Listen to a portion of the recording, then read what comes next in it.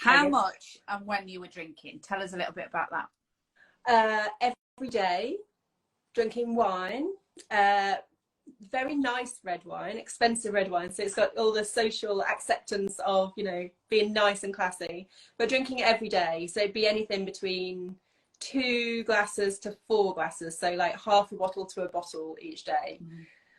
It's a lot, but sometimes I'd cheat myself and I'd just leave a tiny bit in the bottom of the bottle, go, oh, I haven't drunk a whole one. That's a good way of putting it. That's a good way of tricking yourself. So was that something, did that like gradually happen over a period of time? Did you not start, because you don't start out drinking a whole bottle, you would start out, did you start out just drinking like 1 glass of an evening? Was there like a progression? Oh yeah, definitely. It was about 1 to 2 glasses a night with occasional days off. Probably before COVID, dare I say the swear word. And then, you know, during COVID, everyone was drinking a bit more, or that's what it felt like. Yeah. But it felt like you could drink much more because there was nothing else that you had to do. You didn't have to get up in the morning, you know, and that kind of stuff. Yeah. And yes, I think it just continued to increase from there. Whereas my tolerance went up when I was drinking regularly. So it took a little bit more to get that relaxation or the warm feeling in your stomach or the mental numbness. Yeah. It took a bit more each day. Yeah, that's the nature of any drug. You know, your tolerance level, you get used to it pretty quickly, and your tolerance level, then you need more to get that hit that, you know, you're looking for. Really, that's every drug. Some people don't think alcohol's a drug, but it absolutely is. You know, it's the same nature as any sort of drug. So had you tried to quit before?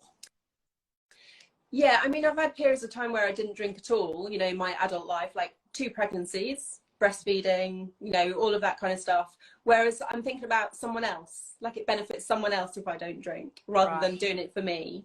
I've had the odd, you know, sober October, dry Januaries, you know, I'd have a month maybe once a year, but I would be counting down the days until I could have wine again. Yeah. Which mentally is tough.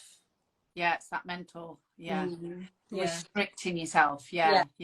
And it would be on my mind, like the more days that I did, it would be like, oh, when can I have the wine? When can I have some wine? Yeah, when's it done? I know, I've been there. Yeah, I know exactly how you feel.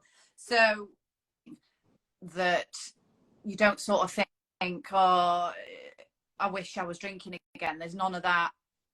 No, but I'm also not thinking badly about the people that are drinking. No. I'm not sitting in judgment. No.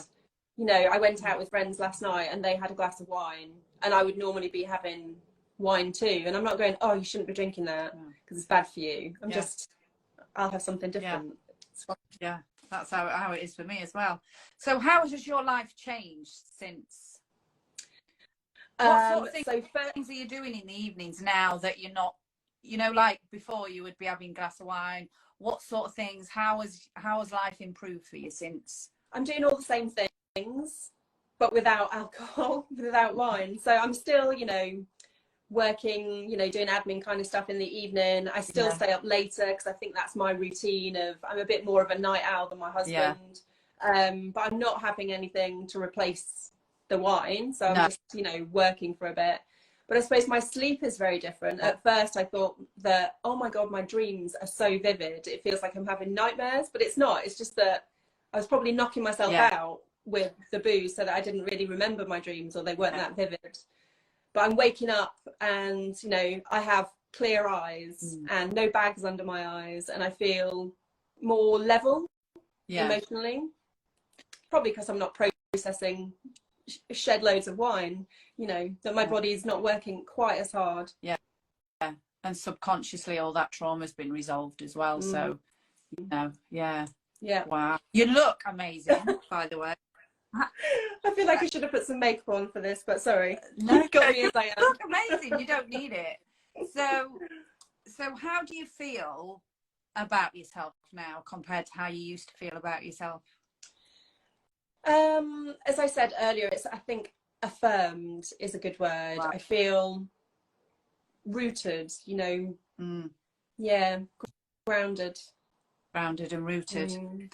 So what would you say, how did you find working with me? Very easy. Very easy. I mean, you know, I made contact with you because we met each other on a networking event, didn't we? Yeah. And I heard your accent. I'm going, oh, I recognise that accent. She's from near where I'm from. And so I heard you a bit more, you know, every time you spoke, I went, oh, who is that woman? So obviously I stalked you and found out what you did. Similar to you, different. Yeah. We are similar, I feel. Yeah. So you made it very easy, very comfortable. You know, I think where we're from, it is, you call a spade, you know, you wear your heart on your sleeve. You know, there was definitely no messing around. You know, it was straight to the point and we're straight in it. And that I really appreciate. Yeah. Don't really like all the fluff. No. You know. Don't do fluff. No. Good. We don't do fluff. Yeah. So what would you say to someone that maybe was drinking too much, that maybe had lost control of their drinking at times, that who, you know, had lost control of their intake? They just wanted to have, because I know for me, when I was drinking, it was, I'm just going to have one. Every time I would say, you know, I'm just going to have the one glass. Never, ever did I ever have just one glass. You know, I would finish that bottle and then some. So for someone like that that's lost control of their intake and really wishes that they could, you know, just have that one glass, or really wanted to quit, you know, what would you say to someone that was thinking about working with me and, you know, having, because anyone can have hypnotherapy, there's plenty of hypnotherapists out there, but the system that I use is different, and, you know, it makes it so that you're never going to drink again. It's gone, it's done, that's in the past now, you know, because I'm the kind of person that will talk against things like AA, and not that it's a bad thing, AA, you know, it's saved the lives of many people, but going to AA where you have to stand up and affirm that you're an alcoholic, my name's whatever and I'm an alcoholic, how can someone quit doing something that they're affirming all the time that they are? You know, labeling yourself as an alcoholic, how are you ever going to be able to? It's going to make it really hard work for the rest of your life. Totally. You know? But if you believe in the law of attraction, what you're attracting to yourself is more addiction. Alcohol, it's more alcohol, isn't it? No, it's not the way to go. But also, you know, that's all done on a conscious level.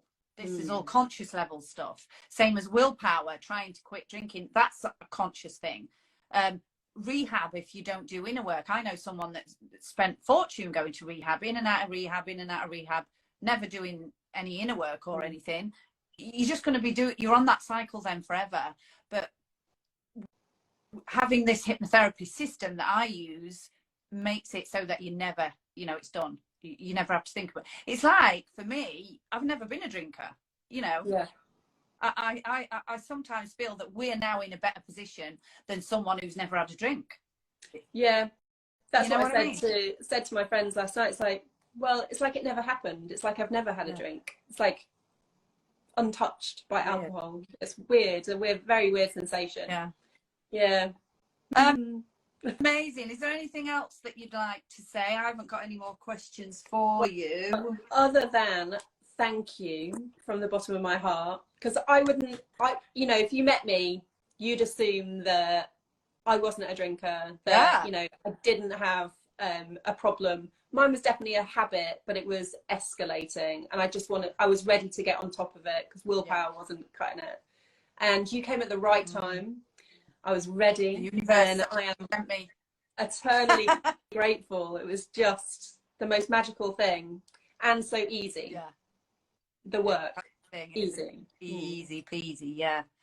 Well, that is amazing, and it was amazing working with you too. And if I get any more problems with my back or anything, I'll be giving you a shout, obviously. Obviously. All right, darling. I shall let you